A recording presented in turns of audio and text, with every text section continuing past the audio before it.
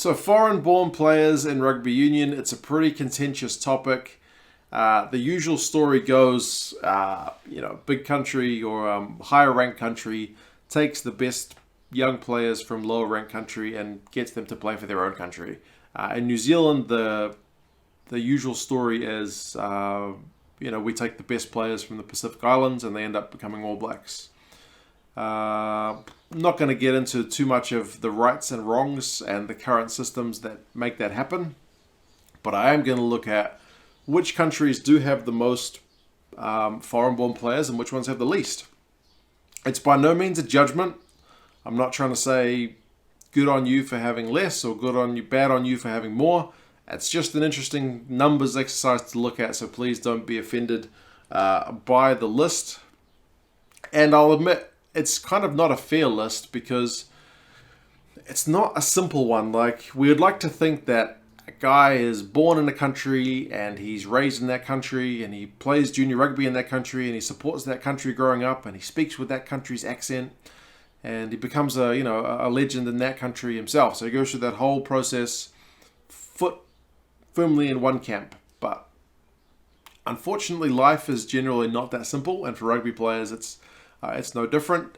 From looking at all these profiles, I've been running a lot of stats. I should remember next time to not print on A3 paper because that's a bit of wastage. But I've been looking at a lot of guys' profiles.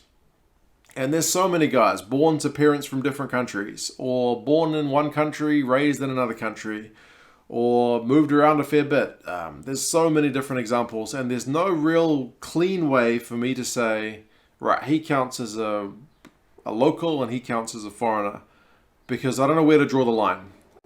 Birth is the only way that I can do it that I think that's clean and it's simple without having to read the life story of hundreds of different rugby players, because I've got a few examples. Jerome Kaino obviously is not an All Black anymore, but he was born in American Samoa, moved to New Zealand when he was 4. So does he count as a New Zealander? By my standards here, I would be saying no, because I'm just going with where you were born. Jonah Lomu was born in New Zealand but raised in Tonga until he was 7. So would he count as Tongan or would he count as a Kiwi? Kieran Marmion for Ireland, born to Irish parents in England but raised in Wales. It just gets too complicated if you get what I mean. Joey Carberry, New Zealand dad, Irish mum, moved to Ireland at age 11. He's still got a bit of a Kiwi accent, so but he spent half his life in Ireland. So I'm not trying to argue the point as to this guy counts, this guy doesn't. George North born in England. Didn't know that. English, was it dad? English dad, Welsh mum. I've seen the guy speaking Welsh, so I assumed he was as Welsh gets, but born in England. So it's by no means a perfect system that I'm saying you're born in one country, you count as that. It's just the only way I can do it that it's kind of clean without me having to look. Like, these are just a few examples, but there's a lot of these stories. I don't want to draw the line here that he counts, he doesn't. So I'm just saying where you're born, and I'm putting it out there that it's not necessarily a fair system. But you obviously get other guys who perhaps have a less strong bond to a country than some others, but still end up representing them. So I've had a look at the numbers, which countries have higher percentages. I'll go through them. I'll try to quickly go over where these players that have been imported from. Remember, it's not necessarily that the player wasn't raised there, it's just that he wasn't born there. So there are 2 countries that, from what I've seen, have no imported players whatsoever, and that is Argentina and South Africa. From what I could see from their November tour squads, both of them are 100% made up of players who were born locally. I know the Beast, Mtawira, I think he was born in Zimbabwe, but he's not in the November squad, so that leaves South Africa and Argentina with 100% local team, 0% foreign.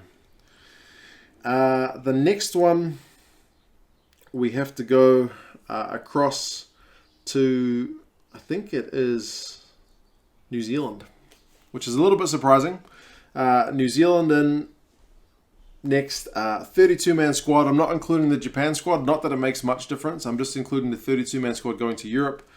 12 28 of the 32 guys are locally born.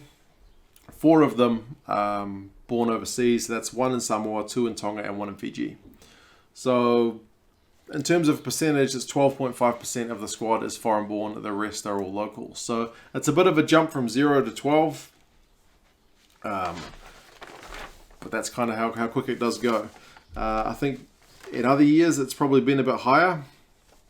But for this one, it's kind of a minority of the squad. And you'll soon see that there are a fair few Kiwis who are not playing for New Zealand.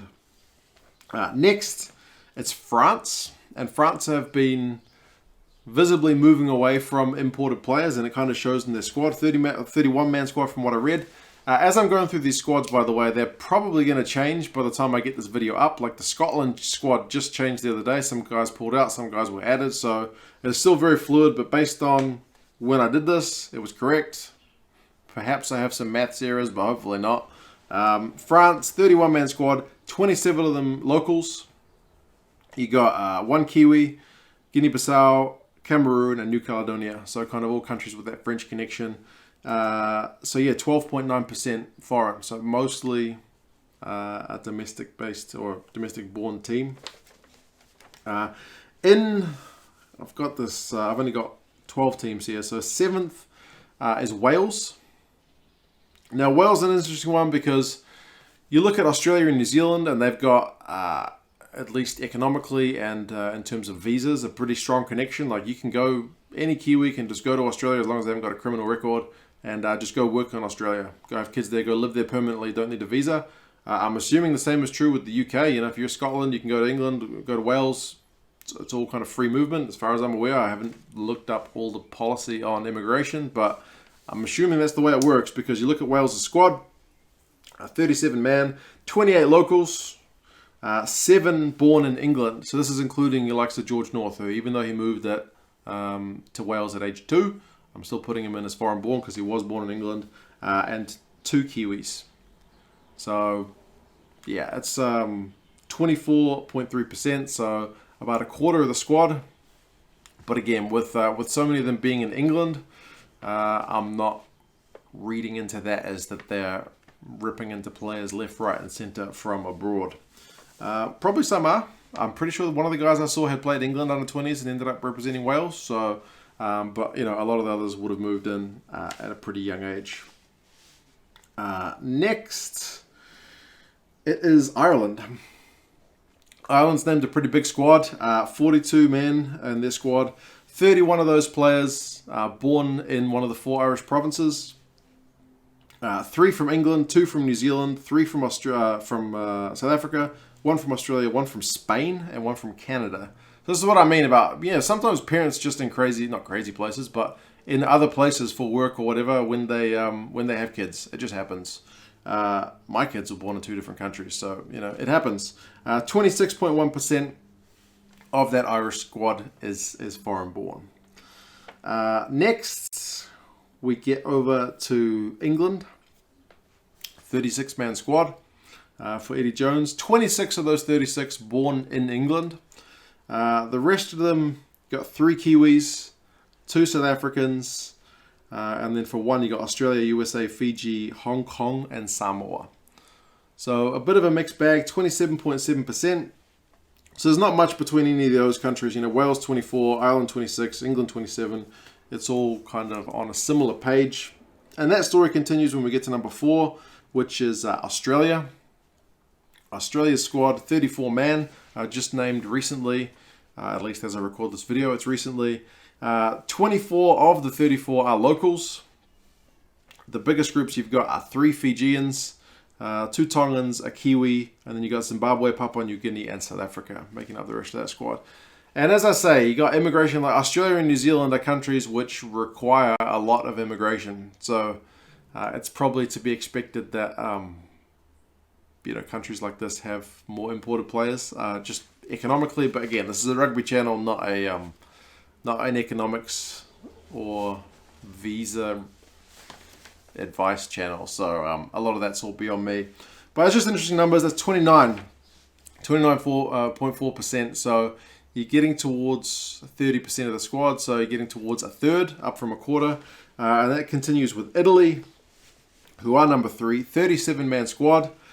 26 of those 37 are Italian-born, which is actually probably a bit higher than I thought, personally, but I'm definitely no expert on Italian rugby.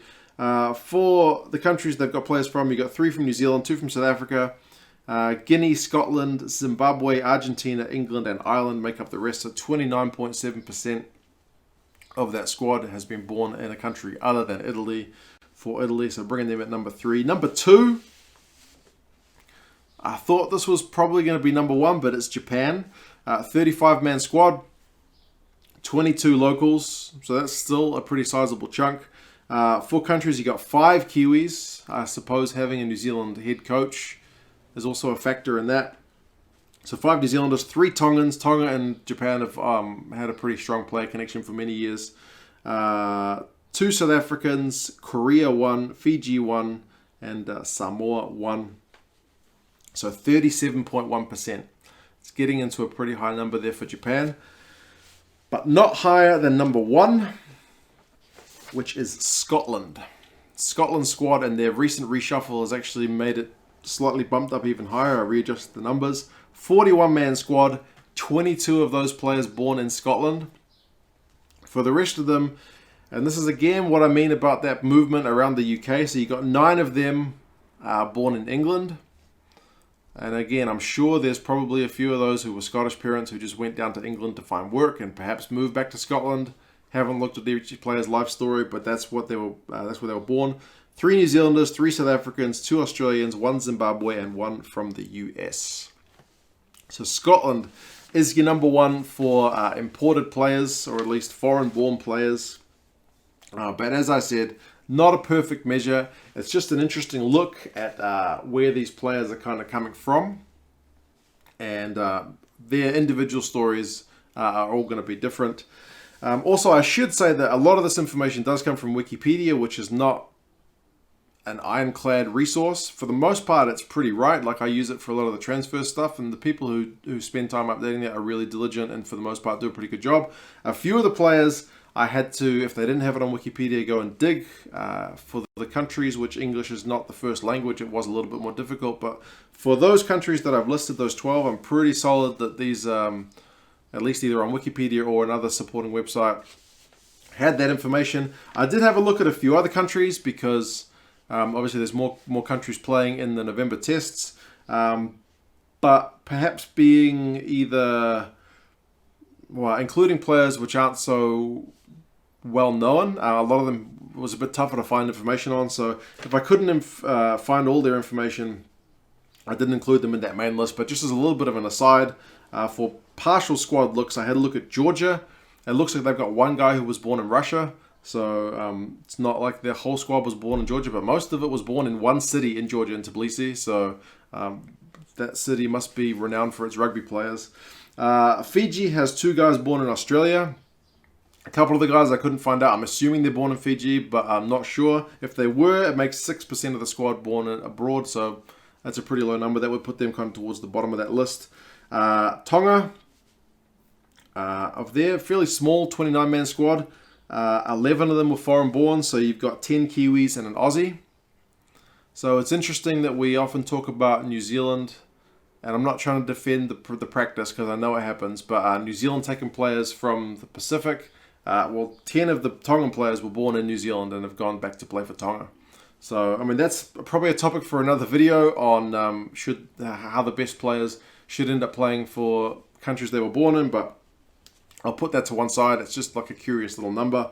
And the USA, again, I probably thought it might be a bit higher, and again, I couldn't find every single player's background, so it's not 100%, but 36-man squad, 14 players foreign-born. You've got 3 Irish, 3 Aussies, 3 South Africans, 2 Kiwis, and 3 from England. So a bit of a mixed bag, making it 38, almost 39% foreign-born. So yeah, where are all these players coming from? Not including those last little aside ones that I did, but from that main list of 12, you got 21 Kiwis playing, New Zealand born playing for not New Zealand, 20 from England playing for not England, South Africa's in at 13, you got Tonga 7, Fiji 6, Australia 4, and then a whole lot of like Samoa 3, Zimbabwe 3. Zimbabwe 3 is an interesting one. And then yeah, a lot of 1. So yeah, I just thought it was a little bit of an interesting look at where all these players have been born. You guys let me know your thoughts on this. You can drop some thoughts in about kind of residency rules and how rugby deals with players moving around internationally. Like, I know there's a bit of, like when Brad Shields decided to go back and play from England, there were a few people who kind of raised a bit of heckles about should he really be playing for England. He's a pretty Kiwi guy, but he's got English parents, so why shouldn't he play for England? But others would say, yeah, he doesn't have any connection to England at all, apart from the parents. It's kind of one for that. A bit of a debate, I suppose. I know rugby is lengthening the residency grounds, which is probably a good move because it can help protect some of the lower ranked nations. But yeah, have a look at those numbers. As I said, it's far from a perfect measure, but it is, in terms of me as a one-man researching band, it was the simplest one to have a look. Where were you born? Was it your country that you're representing or another country? And then go from there. But you guys let me know your thoughts on these numbers. And yeah, I'll talk to you again soon. See you later.